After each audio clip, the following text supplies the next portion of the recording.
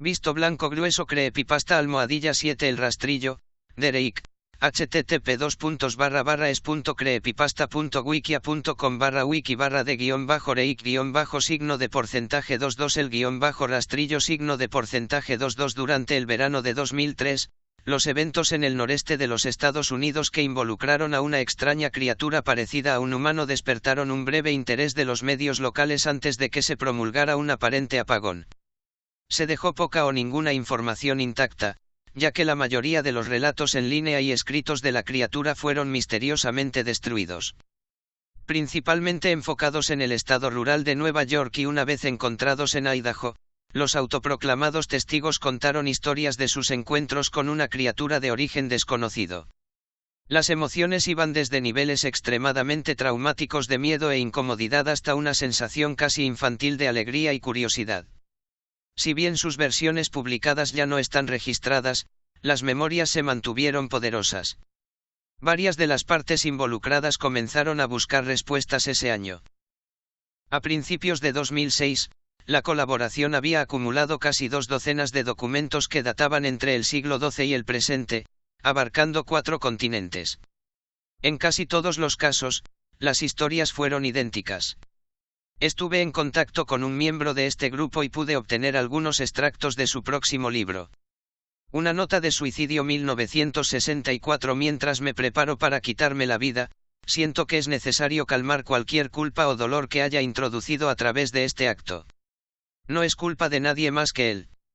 Por una vez me desperté y sentí su presencia. Y una vez que desperté y vi su forma. Una vez más, me desperté y escuché su voz, y lo miré a los ojos. No puedo dormir sin miedo a lo que podría despertar después. No puedo despertar. Adiós.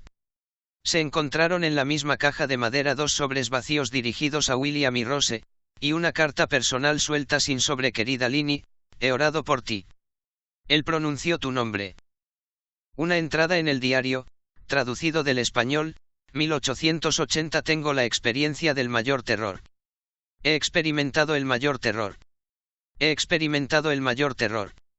Veo sus ojos cuando cierro los míos. Son huecos. Negros. Me vieron y me atravesaron. Su mano húmeda. No dormiré. Su voz, texto ininteligible.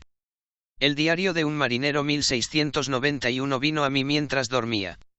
Desde el pie de mi cama sentí una sensación. Él se llevó todo. Debemos regresar a Inglaterra. No volveremos aquí a petición del rastrillo.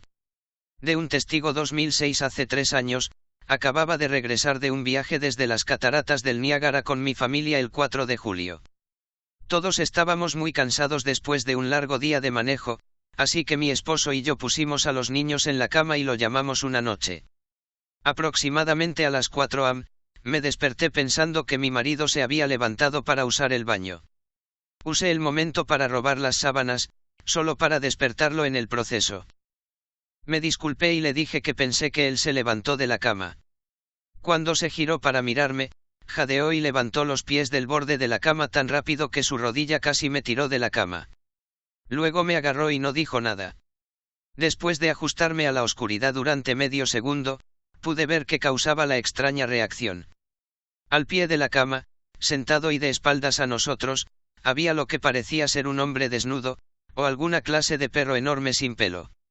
Su posición del cuerpo era inquietante y antinatural, como si hubiera sido golpeada por un automóvil o algo así. Por alguna razón, no me asusté al instante, pero me preocupaba más su condición. En este punto, estaba bajo la suposición de que debíamos ayudarlo. Mi esposo estaba mirando por encima del brazo y la rodilla, metido en posición fetal. De vez en cuando me miraba antes de regresar a la criatura. En un frenesí de movimiento, la criatura se revolvió por el costado de la cama, y luego se arrastró rápidamente en un movimiento agitado a lo largo de la cama hasta que estuvo a menos de un pie de la cara de mi marido. La criatura estuvo completamente en silencio por unos 30 segundos, o probablemente más, cerca de 5, parecía un momento, solo mirando a mi marido. La criatura colocó su mano sobre su rodilla y corrió hacia el pasillo, dirigiéndose a las habitaciones de los niños. Grité y corrí hacia el interruptor de la luz, planeando detenerlo antes de que dañara a mis hijos. Cuando llegué al pasillo, la luz del dormitorio era suficiente para verlo agachado y encorvado a unos 6 metros de distancia. Se dio la vuelta y me miró directamente, cubierto de sangre. Activé el interruptor en la pared y vi a mi hija Clara. La criatura bajó corriendo las escaleras mientras mi esposo y yo corrimos a ayudar a nuestra hija. Ella estaba muy malherida y habló una vez más en su corta vida. Ella dijo: «Él es el rastrillo». Mi esposo condujo su auto a un lago esa noche, mientras trataba de llevar a nuestra hija al hospital. Ellos no sobrevivieron el accidente. Al ser una ciudad pequeña, las noticias se difundieron rápidamente. La policía fue útil al principio, y el periódico local también despertó un gran interés. Sin embargo, la historia nunca se publicó, y las noticias de la televisión local nunca siguieron. Durante varios meses, mi hijo Justin y yo nos quedamos en un hotel cerca de la casa de mis padres. Después de que decidimos regresar a casa, comencé a buscar respuestas yo misma. Eventualmente localicé a un hombre en la próxima ciudad que tenía una historia similar. Nos contactamos y comenzamos a hablar sobre nuestras experiencias. Sabía de otras 2 personas en Nueva York que habían visto a la criatura a la que ahora nos referimos como el rastrillo. A nosotros 4 nos llevó 2 años seguidos de cazar en internet y escribir cartas para llegar a una pequeña colección de lo que creemos que son las historias del rastrillo. Ninguno de ellos dio detalles, historia o seguimiento. Un diario tenía una entrada que involucraba a la criatura en sus primeras 3 páginas, y nunca lo volvió a mencionar. El registro de un barco no explicaba nada del encuentro, y solo decía que el rastrillo les había dicho que se fueran. Esa fue la última entrada en el registro. Hubo, sin embargo, muchos casos en que la visita de la criatura fue una de una serie de encuentros con la misma persona.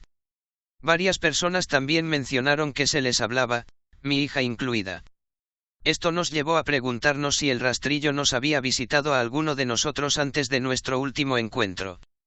Instalé una grabadora digital cerca de mi cama y la dejé funcionando toda la noche, todas las noches, durante 2 semanas. Analizaba tediosamente los sonidos de mí rodando en mi cama cada día cuando me despertaba. Al final de la segunda semana, estaba bastante acostumbrada al sonido ocasional de sueño mientras me desdibujaba a través de la grabación a 8 veces la velocidad normal. Esto todavía tomó casi 1 hora todos los días. El primer día de la tercera semana, pensé escuchar algo diferente. Lo que encontré fue una voz chillona. Fue el rastrillo. No puedo escucharlo el tiempo suficiente como para comenzar a transcribirlo. No he dejado que nadie lo escuche todavía. Todo lo que sé es que lo escuché antes, y ahora creo que habló cuando estaba sentado frente a mi esposo. No recuerdo haber escuchado nada en ese momento, pero por alguna razón, la voz en la grabadora me devuelve inmediatamente a ese momento. Los pensamientos que deben haber pasado por la cabeza de mi hija me enojan mucho. No he visto al rastrillo desde que arruinó mi vida, pero sé que ha estado en mi habitación mientras yo dormía. Lo sé y temo que una noche me despertaré y lo veré mirándome.